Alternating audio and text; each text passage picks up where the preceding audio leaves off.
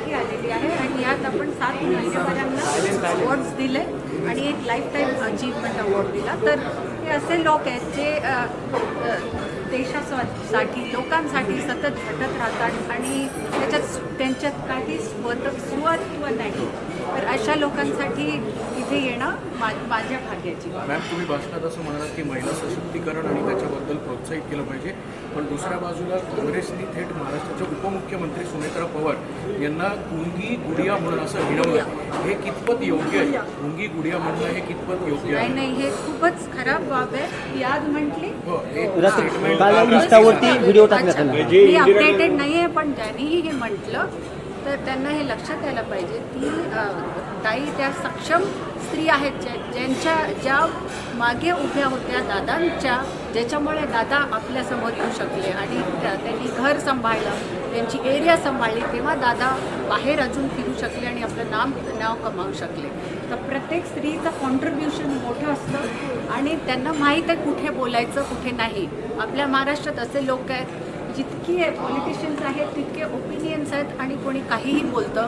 त्यापेक्षा शांत राहून आपलं काम करणं कधीही चांगलं आणि मी त्यांचं सन्मान. राष्ट्रवादीच्या वतीने आंदोलन देखील करण्यास सुरुवात झाली आहे. राज्यभर या निमित्ताने आंदोलन होत आहे, कारण आता थेट काँग्रेसकडनं असं वक्तव्य येणं हे फार दुर्दैवी असं म्हटलं जातं. फारच दुर्दैवी आहे काँग्रेसने असं म्हणणं आणि ह्या प्रकारे स्त्रीला हिणवलं जाणं हे बिलकुलच खराब आहे आणि आपल्या पुरोगामी महाराष्ट्रात हे सहन करू नाही शकत. आम्ही माफी मागायला पाहिजे. ताई, काँग्रेस मुद्दामून प्रसिद्धीसाठी अशा प्रकारची वक्तव्य जाणीवपूर्वक स्टंटबाजी करते का असं वाटतं तुम्हाला? आपल्याकडे आहेतच ऑपोजिशनमध्ये खूप स्टंटबाज आहेत, सकाळपासून चालू होतात.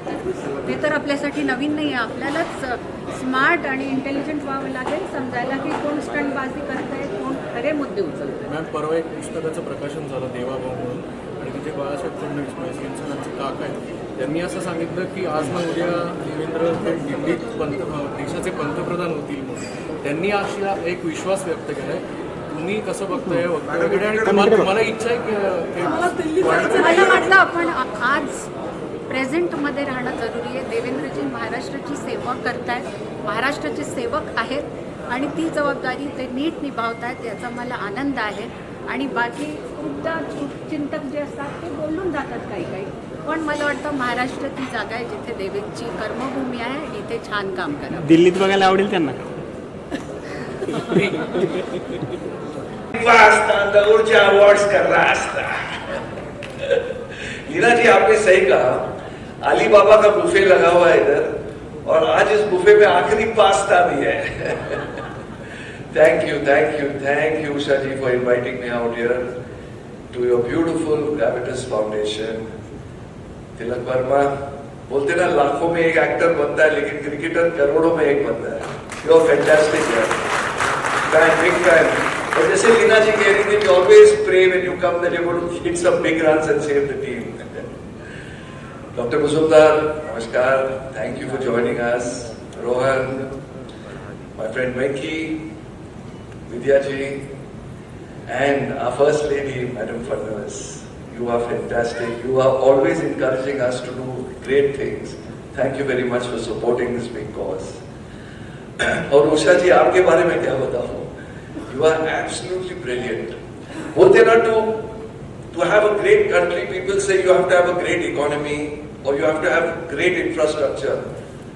I think what you really need for a great country is human resources. And that is what Usha ji is concentrating on. You know, to make a better society and helping people out and providing so much for them. And you're dealing with such sensitive, beautiful topics like good touch, bad touch. I mean, these are like very difficult topics. But God bless you. Keep up the great work and we are always with you. And thank you very much for everyone for joining us here. Thank you. संस्कार पीठ ज्यांनी उभा केले असे आपल्यामध्ये उपस्थित असलेले आदरणीय पद्मश्री पद्मभूषण आदरणीय मुजुमदार सर, या व्यासपीठावरती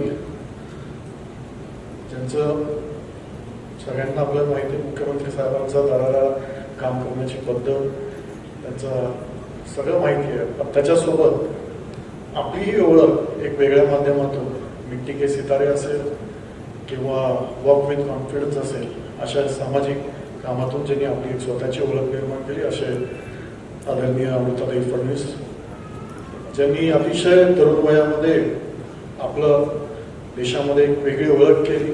वयाच्या 23व्या वर्षीमध्ये भारतामध्ये क्रिकेटच्या माध्यमातून आपली एक ओळख निर्माण करून तरुणांसमोर एक मोठा आदर्श उभा केला. असे ची वर्मा सर, ज्यांना बघितलं की मला एक डायलॉग आठवतो, मामा मी जस्ट जोकिंग.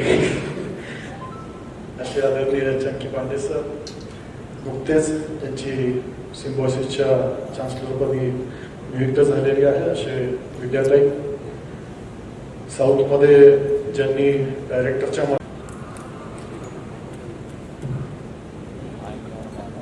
भावांनो आणि बहिणींनो,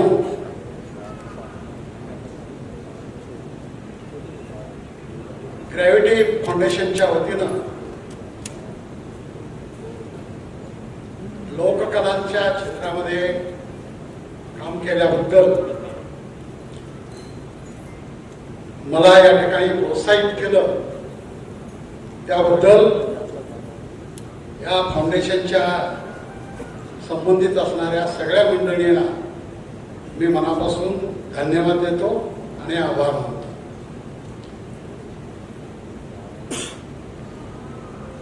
मी लोककलावंताच्या घरात जन्मलो, पण माझ्या आई वडिलांनी परंपरेने चालत आलेली लोककला जपावी असं काही माझ्यावरती लादलं नाही आणि त्यांनी शाळेत घातलं. शाळेत घातल्यामुळं मी लोककलेच्या क्षेत्रामध्ये काही एक संशोधन करू शकलो आणि इथपर्यंत येऊन पोहोचलो. मी जे काही काम लोकसंस्कृतीमध्ये, लोकसाहित्यामध्ये, लोककलेच्या क्षेत्रामध्ये केलेलं आहे, याची दखल ऊर्जा फाउंडेशनने घेतली, याचा मला मनापासून आनंद झालेला आहे. एक गोष्ट मी सुचवू इच्छितो काकडे मॅडमना. मी गेली अनेक वर्ष मतिमंदांच्या क्षेत्रामध्ये काम करतो, परंतु 1980 पासून अपंगांच्या क्षेत्रामध्ये खूप मोठा बदल झाला आहे. देही निर्मूलनामुळं अंधत्व कमी झालं आहे. अजीवनसत्वाच्या महत्त्वाच्या जाहिरातीमुळं ते पण कमी झालं आहे. पोलिओमुळं अपंगत्व कमी झालं आहे. परंतु सगळ्यात महत्त्वाचे 2 जे मुद्दे आहेत, कर्णबधीर आणि मतिमंदत्व, यांच्यावरती कुठलं औषध आजपर्यंत निघालं नाही. कर्णबधिरांसाठी काही साधनं आहेत, पण मतिमंदांसाठी थेरपीशिवाय दुसरं काही नाही, कुठलेही औषध त्याच्यावरती चालत नाही. फक्त एवढेच नव्हे तर अलीकडच्या काळात महानगरामध्ये अशुद्ध हवा, अन्न आणि पाणी या मोठ्या गोष्टींच्यामुळे मोठ्या प्रमाणात ऑटिझमचं प्रमाण खूप मोठं वाढतं आहे आणि ते आपल्यासमोर अत्यंत गंभीरपणे सगळं उभं आहे. याच्यावरती आपल्याला लक्ष देणं खूप गरजेचं आहे.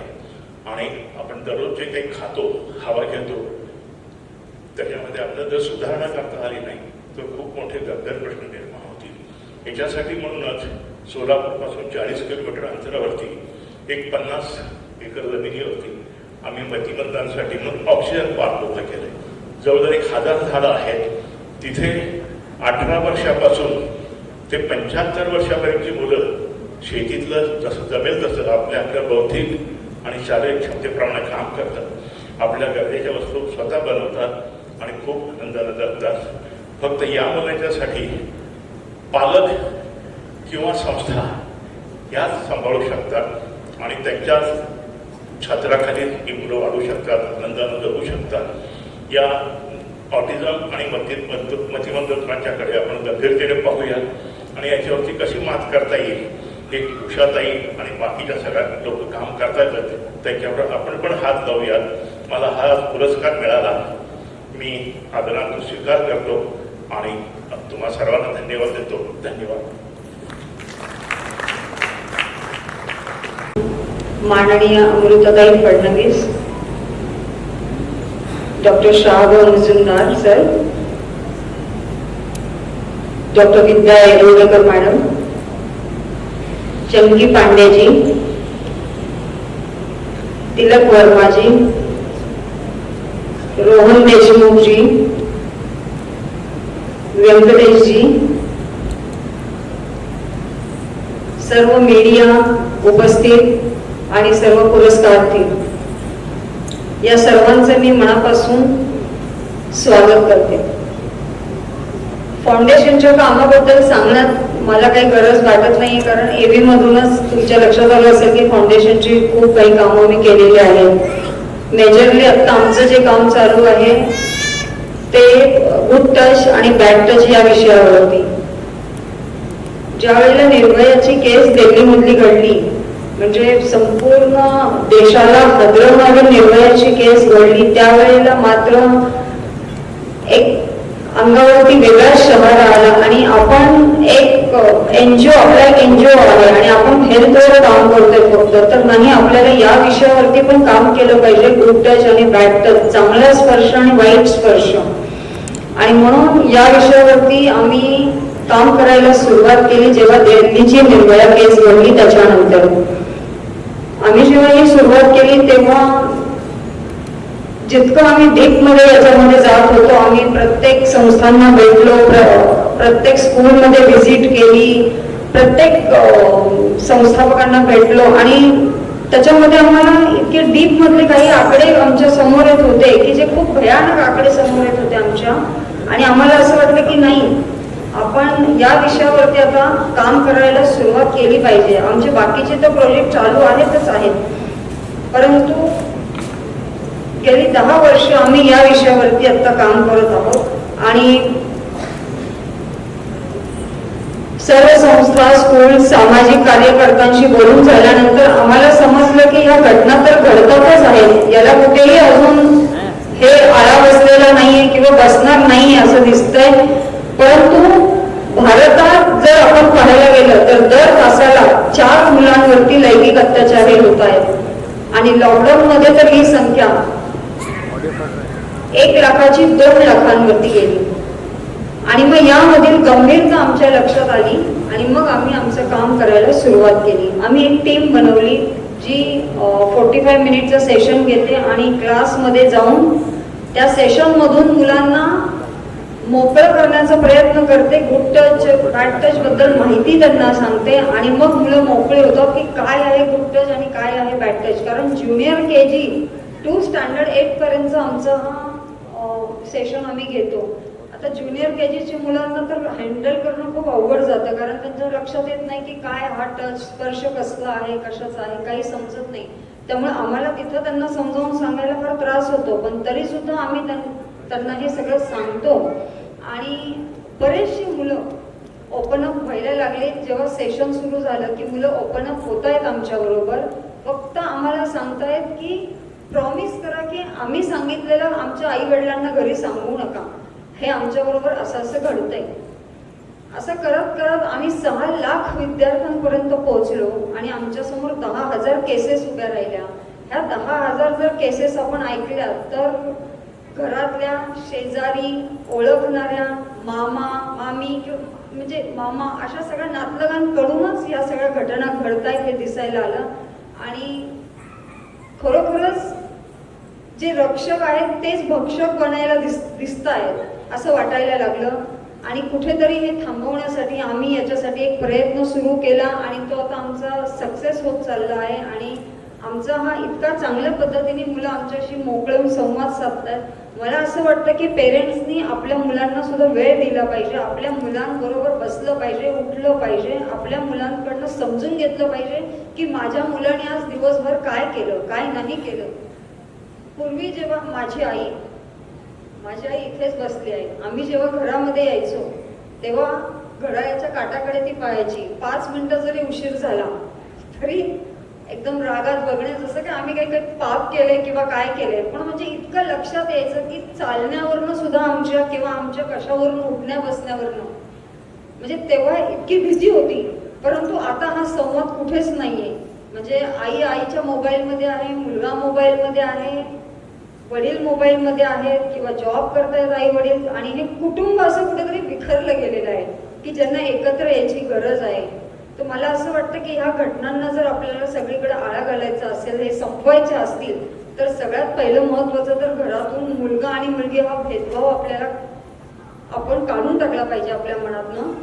आणि मुलींना मुलींचं एक स्वातंत्र्य दिलं पाहिजे आणि त्यांना एक ताकद दिली पाहिजे समाजासमोर की उद्या काहीही घटना घडली तुमच्याबरोबर, चुकीची अत्याचाराची कुठलीही घटना घडली तरीही मी ॲज अ पॅरेंट्स तुझ्या बरोबर कायम उभी राहील. फक्त तू मला सांग की जे काय घडलं ते मला बोल. आणि मुलांनी देखील हे आई वडिलांबरोबर शेअर करायला पाहिजे जे माझ्याबरोबर घडतं ते.